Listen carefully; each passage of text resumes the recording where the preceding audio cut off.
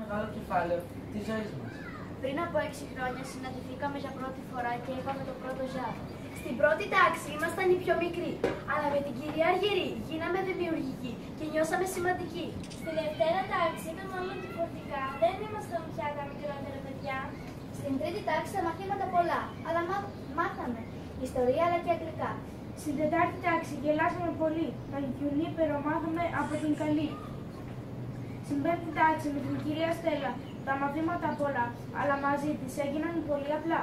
Στην έκτη τάξη, βρε παιδιά, Γιώβε και Σμάρτ, τα περάσαμε πουλαριστά.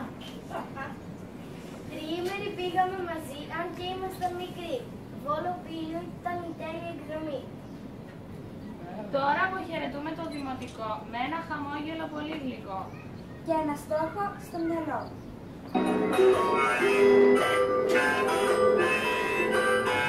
Για να πετύχεις το στόχο σου, δεν χρειάζεται να το κοιτάς. Πρέπει απλά να είσαι συγκεντρωμένος πάνω. Εγώ.